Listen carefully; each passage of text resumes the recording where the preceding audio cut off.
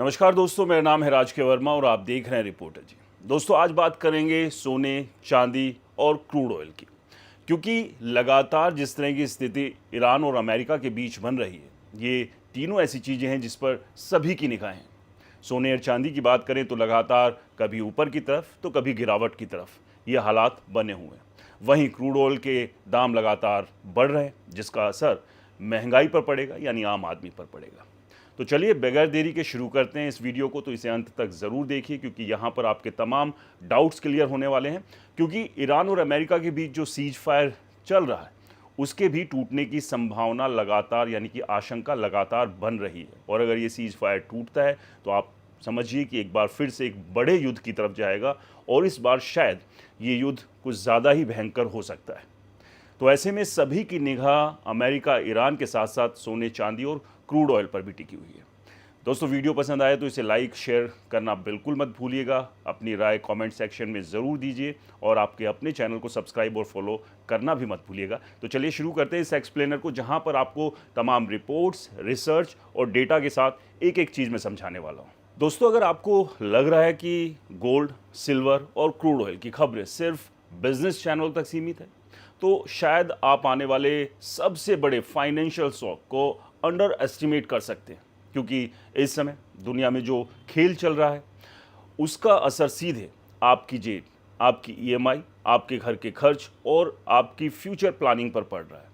ऊपर से सब कुछ चमकदार दिख रहा है, गोल्ड रिकॉर्ड हाई पर है, सिल्वर हेडलाइंस में है, ऑयल मार्केट में पैनिक, बट अंदर से पूरी ग्लोबल इकोनॉमी डर के मोड में आ जा चुकी है। और सबसे डेंजरस बात यह है कि आम आदमी को अभी तक असली खतरे का अंदाज़ा नहीं है, यानी आपको अभी तक असली खतरे का ज़रा भी भनक नहीं है। इस समय ब्रेंट क्रूड ऑयल 110 से 111 डॉलर प्रति बैरल के आसपास पहुंच चुका है, और कई इंटरनेशनल एनालिस्ट वार्निंग दे रहे हैं कि अगर मिडल ईस्ट में टेंशन और बढ़ी तो क्रूड 120 से 125 डॉलर प्रति बैरल से भी ऊपर जा सकता है।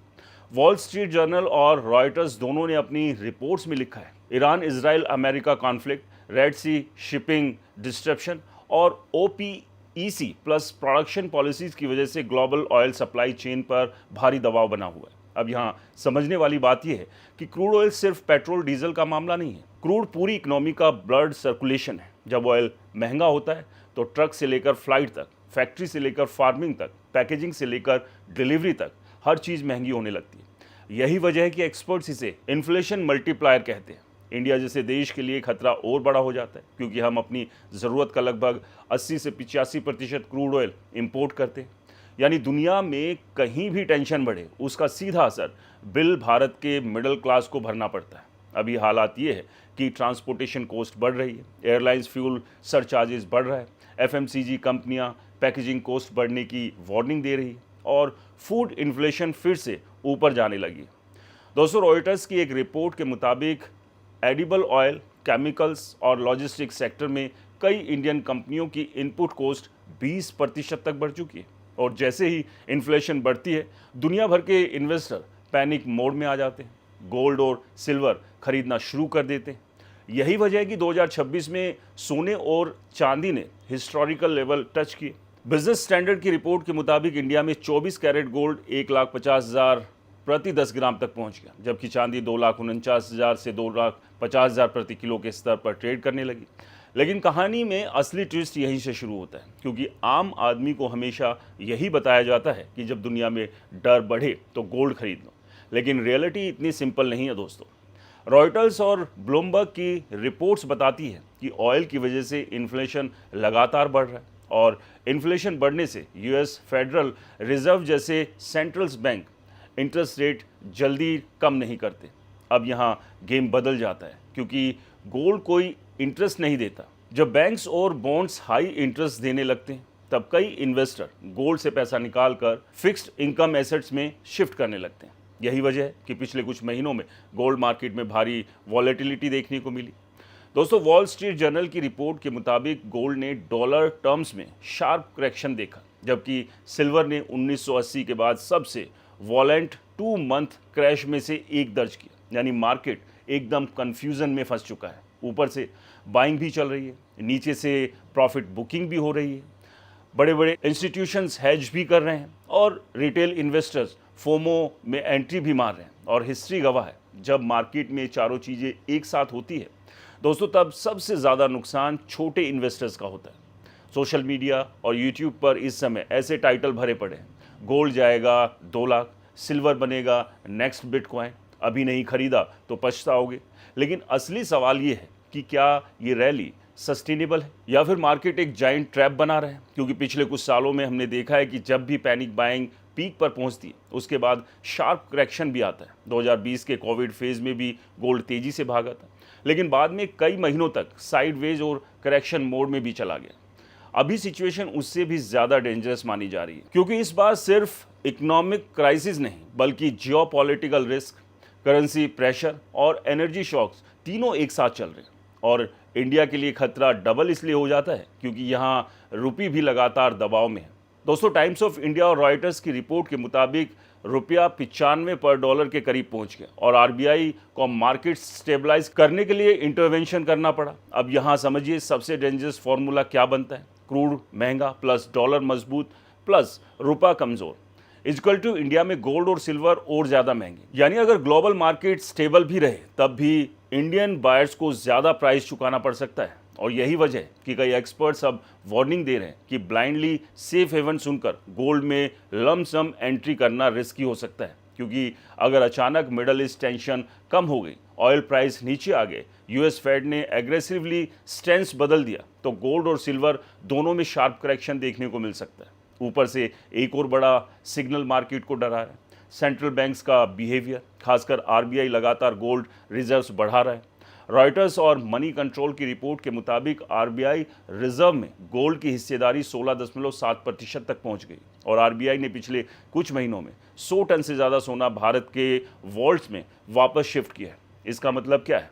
इसका मतलब ये है कि दुनिया के बड़े इंस्टीट्यूशंस खुद अनसर्टेनिटी से डर रहे हैं। जब सेंट्रल बैंक्स एग्रेसिवली तरीके से गोल्ड खरीदने लगे, मार्केट उसे डिफेंसिव सिग्नल मानता है, यानी बड़े खिलाड़ी खुद आने वाले स्टॉर्म के लिए तैयारी कर रहे हैं। और यही वजह है कि अब एनालिस्ट बार बार बोल रहे हैं कि मई 2026 कमोडिटी मार्केट के लिए सबसे डेंजरस टर्निंग पॉइंट बन सकता है, क्योंकि इस समय सिर्फ गोल्ड या ऑयल नहीं बल्कि पूरी global economy pressure cooker mode में पहुंच चुकी है। इन्फ्लेशन ऊपर, इंटरेस्ट रेट्स हाई, वॉर का डर अलग, करेंसी प्रेशर अलग और ऊपर से स्पेकुलेटिव ट्रेडिंग ने मार्केट और अनस्टेबल बना दिया। सिल्वर मार्केट में वॉलेटिलिटी इतनी ज़्यादा बढ़ चुकी है कि एक ही दिन में हज़ारों रुपए का मूवमेंट देखने को मिल रहा है। इकोनॉमिक टाइम्स की रिपोर्ट के मुताबिक सिल्वर जनवरी पीक से करीब 2 लाख तक फिसल चुकी है। यानी मार्केट में एक्साइटमेंट जितनी बड़ी है, रिस्क उससे कहीं ज़्यादा है। और सबसे बड़ा सवाल यही है, क्या मई 2026 में सिर्फ करेक्शन आएगा या फिर दुनिया एक नए फाइनेंशियल शॉक की तरफ बढ़ रही है? क्योंकि अगर क्रूड ऑयल इसी तरह ऊपर रहा, इन्फ्लेशन कंट्रोल से बाहर हो गया और जियोपॉलिटिकल टेंशन और भड़की, तो आने वाले दिनों में कमोडिटी मार्केट में तो तबाही देखने को मिल सकती है, जिसकी वार्निंग दोस्तों अभी से शुरू हो चुकी है। तो यहीं से शुरू होता है अगला चैप्टर कि मई 2026 में तबाही आएगी या मौका बनेगा। आम आदमी क्या करे? दोस्तों, अब सबसे बड़ा सवाल यही है कि क्या मई 2026 सिर्फ एक वॉलेटाइल महीना है या फिर दुनिया एक ऐसे फाइनेंशियल स्टॉर्म की तरफ बढ़ रही है जो मिडिल क्लास की कमर तोड़ सकता है? क्योंकि अभी मार्केट में 3 ऐसे डर एक साथ घूम रहे हैं जिन्होंने पूरी ग्लोबल इकोनॉमी को प्रेशर कुकर बना दिया है। पहला डर मिडिल ईस्ट टेंशन, दूसरा महंगा क्रूड ऑयल, तीसरा गोल्ड और सिल्वर जैसी कमोडिटीज़ में डेंजरस वॉलेटिलिटी। और दोस्तों, हिस्ट्री बताती है कि जब ये तीनों चीज़ें एक साथ आती है तब सिर्फ स्टॉक मार्केट नहीं हिलता, पूरी इकोनॉमी हिल जाती है। इस समय दुनिया का हर बड़ा फाइनेंशियल इंस्टीट्यूशन इसी बात से डर रहा है कि अगर क्रूड ऑयल लंबे समय तक 110 से 120 पर बैरल जोन में बना रहा तो इन्फ्लेशन दोबारा अंडर कंट्रोल मोड में जा सकती है। रॉयटर्स की रिपोर्ट के मुताबिक गोल्डमैन सैक्स ने इंडिया की जीडीपी ग्रोथ फोरकास्ट तक घटा दी, क्योंकि expensive oil, house hold spending और इंस्टीट्यूशनल प्रॉफिटेबिलिटी दोनों पर दबाव डला हुआ है। अब यहाँ समझिए सबसे डेंजरस चीज़ क्या है। जब क्रूड ऑयल महंगा होता है तो उसका असर धीरे धीरे हर सेक्टर में फैलता है। पहले पेट्रोल डीजल महंगा होता है, फिर ट्रांसपोर्टेशन कॉस्ट बढ़ती है, उसके बाद फैक्ट्रीज़ की प्रोडक्शन कॉस्ट बढ़ती है और फिर लॉजिस्टिक महंगा हो जाता है और आखिर में हर चीज़ का बिल मिडिल क्लास के घर तक पहुँच जाता है। दोस्तों, यही वजह है कि एक्सपर्ट्स बार बार वार्निंग दे रहे हैं कि आने वाले महीनों में इन्फ्लेशन यानी मंदी फिर से डेंजरस लेवल पर जा सकती है अभी भी भारत में फूड इन्फ्लेशन पूरी तरह कंट्रोल में नहीं आई और अगर ऑयल प्राइस और ऊपर गए तो आरबीआई पर भी प्रेशर बढ़ सकता है, यानी ईएमआई सस्ती होने की उम्मीद रखने वालों को एक बड़ा झटका लग सकता है, क्योंकि जब इन्फ्लेशन बढ़ती है तो सेंट्रल बैंक्स इंटरेस्ट रेट जल्दी कम नहीं करते और अगर रेट्स लंबे समय तक हाई रहे तो home loan, business loan, car loan सबकी ईएमआई पर असर पड़ेगा। यही वजह है कि अब इकोनॉमिस्ट ओपनली बोल रहे हैं कि 2026 का सबसे बड़ा रिस्क स्टॉक मार्केट क्रैश नहीं बल्कि कॉस्ट ऑफ लिविंग क्रैश हो सकता है और इसी बीच गोल्ड और सिल्वर मार्केट ने लोगों को और कंफ्यूज कर दिया। सोशल मीडिया पर हर दूसरा इन्फ्लुएंसर बोल रहा है गोल्ड जाएगा 2 लाख, सिल्वर बनेगा नेक्स्ट बिटकॉइन, अभी नहीं खरीदा तो पछताओगे। लेकिन रियलिटी इतनी सिंपल नहीं है दोस्तों। इकोनॉमिक टाइम्स की रिपोर्ट के मुताबिक सिल्वर जनवरी पीक से करीब 2 लाख तक टूट चुका है, यानी मार्केट में जितनी तेजी दिख रही है उतना ही बड़ा रिस्क भी अंदर छिपा बैठा है। सिल्वर हिस्टोरिकली गोल्ड से ज़्यादा वॉलेटाइल माना जाता है और अभी हालात इतने अनस्टेबल है कि एक ही दिन में हज़ारों रुपए ऊपर नीचे हो रहे हैं। यही वजह है कि कई एनालिस्ट इसे ट्रैप रैली तक बोल रहे हैं, क्योंकि जब मार्केट में फियर और ग्रीड दोनों एक्सट्रीम लेवल पर पहुंच जाता है तब स्मार्ट मनी क्वाइटली एग्जिट करना शुरू कर देती है और रिटेल इन्वेस्टर्स एक्साइटमेंट में एंट्री लेते हैं। यही पैटर्न हमने 2008 के फाइनेंशियल क्राइसिस से पहले देखा था, यही क्रिप्टो बबल में देखा था और यही कई कम्युनिटी साइकिल में भी देखने को मिला। ब्लूमबर्ग और वॉल स्ट्रीट जर्नल की रिपोर्ट बताती है कि हेज फंडिंग और इंस्टीट्यूशनल ट्रेडर्स अब एग्रेसिवली हैंडलिंग कर रहे हैं, क्योंकि उन्हें डर है कि मार्केट कभी भी वायलेंट करेक्शन मोड में जा सकता है। अब यहाँ आम आदमी सबसे बड़ी गलती करता है, फोमो यानी फियर ऑफ मिसिंग आउट।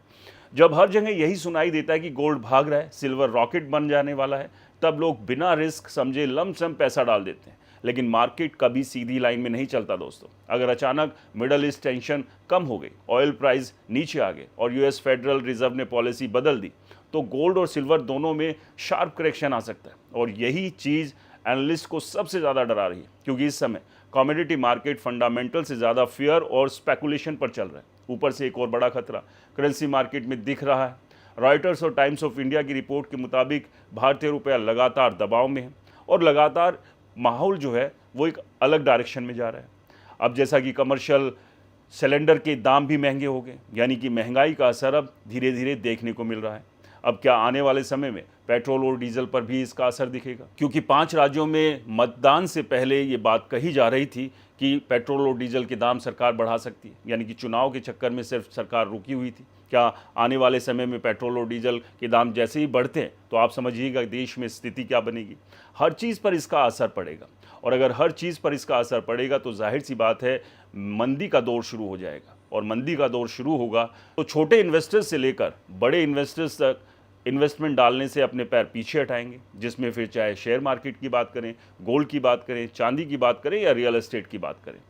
तो अब ऐसे में देखना होगा कि मई मंथ किस दिशा में जाता है और ये दिशा तय करेगा ईरान और अमेरिका के बीच जो सीज फायर चल रहा है ये आगे बढ़ता है या ख़त्म होता है। और अगर ये ख़त्म हुआ और ख़त्म होने के नाम पे युद्ध फिर से शुरू हुआ तो आप समझिएगा स्थिति और ज़्यादा भयानक हो सकती है। तो ऐसे में सभी चाहते हैं कि ईरान, अमेरिका और इजराइल के बीच जो टेंशन बनी हुई है ये ख़त्म हो जाए और हॉर्मुज के जो रास्ते बंद हैं वो खुल जाए, क्योंकि जैसे ही हॉर्मुज के रास्ते खुलेंगे क्रूड ऑयल और गैस सप्लाई चेन जो है जो पूरी तरह से बाधित हो चुकी है वो एक बार से फिर से सुचारू रूप से शुरू हो जाएगी। लेकिन एक चीज़ और यहाँ समझने वाली बात है कि अगर हॉर्मुज अभी भी खुलता है तो स्थिति को सामान्य होने में भी समय लगेगा, यानी आने वाला वक्त हर लिहाज से आम आदमी के लिए खास तौर पर मुश्किल भरा हो सकता है। दोस्तों आपको क्या लगता है आने वाला समय महंगाई, सिल्वर, गोल्ड और क्रूड ऑयल को लेकर क्या रहने वाला है और क्या अमेरिका और ईरान के बीच चल रहा सीज फायर खत्म होगा, यानी ये युद्ध यहीं बंद हो जाएगा? हमें अपनी राय कमेंट बॉक्स में ज़रूर बताएं। वीडियो पसंद आया तो इसे लाइक करें, शेयर करें और हमारे चैनल को सब्सक्राइब और फॉलो करना बिल्कुल ना भूलें। नमस्कार।